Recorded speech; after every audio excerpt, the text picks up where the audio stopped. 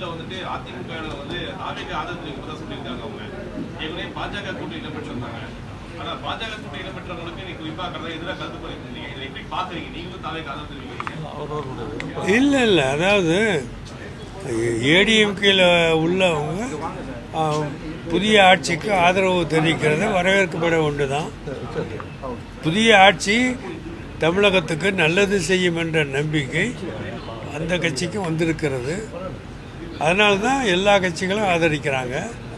நாங்கள் திராவிட முன்னேற்ற கழக கூட்டணியில் தான் அப்போ இருந்தால் இப்போ இருக்கிறோம். ஆனால் திராவிட முன்னேற்ற கழக கூட்டணியில் இருந்த எல்லா கட்சிகளும் இந்த புதிய கட்சிக்கு ஆதரவு கொடுத்துருக்கிறோம். நிபந்தனை இல்லாத ஆதரவு கொடுத்துருக்குறோம்.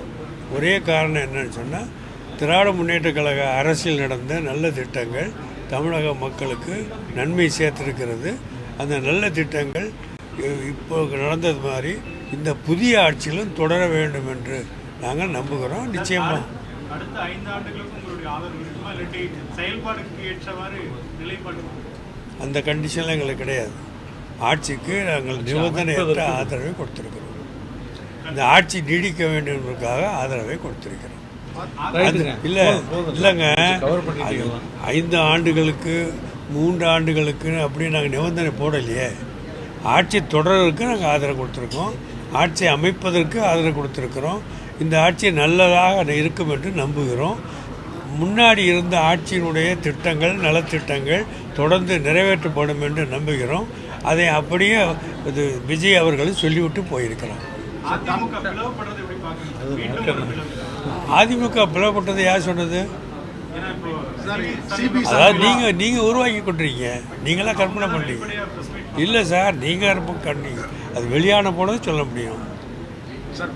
அது இதுவரைக்கும் நீங்கள் பத்திரிகையிலையும் ஊடகத்திலையும் பிளந்துபட்டதாக இப்போ ஒருத்தர் போட்டி போடுவதாக சொல்லி கொண்டிருக்கிறேன். சட்ட ரீதியான வெளியே வரலையே.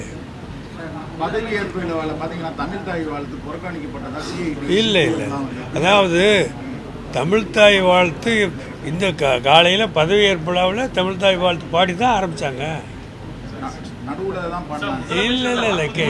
இல்லைங்க, நீங்கள் அரசு பதவியேற்பு விழா நடத்துனது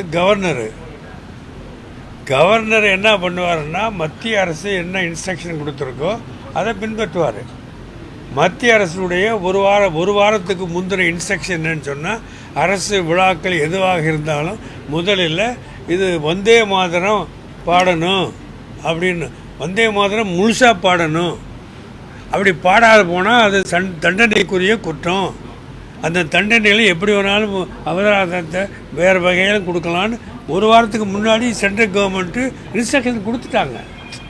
அப்படி இன்ஸ்ட்ரக்ஷன் கொடுத்த பிறகு கவர்னர் பதவியேற்பு விழா நடத்துகிறாரு. கவர்னர் யார்? மத்திய கவர்மெண்ட்டுடைய அதிகாரி. அவர் அந்த மத்திய அரசாங்கத்துடைய அதிகாரியாக இருக்கக்கூடிய ஆளுநர் அவர் நடத்தக்கூடிய எந்த விழாவாக இருந்தாலும் அதுதான் அவர் செய்வார். தமிழ்நாடு கவர்மெண்ட் அதை செய்யலை. இன்னையிலிருந்து தான் தமிழ்நாடு கவர்மெண்ட்டு. இன்றைக்கி தமிழ்நாடு கவர்மெண்ட்டு தமிழ்நாடு அரசு உருவான இந்த நேரத்தில் இன்றைய தினத்தில் தமிழக சட்டமன்றத்தில் தமிழ்தாய் வாழ்த்து பாடித்தான் ஆரம்பித்தாங்க தவிர ஜனகணமங்க அது பாடி ஆரம்பிக்கலை. ஆக இது முன்னாடி இதுவரைக்கும் இருந்த அந்த பாரம்பரியம், அந்த ட்ரெடிஷன், அந்த பண்பாடு, நேற்று இருந்த பாரம்பரியம் இந்த புதிய அரசியலும் தொடர்கிறது என்பதற்கு வெட்ட வெளிச்சம்.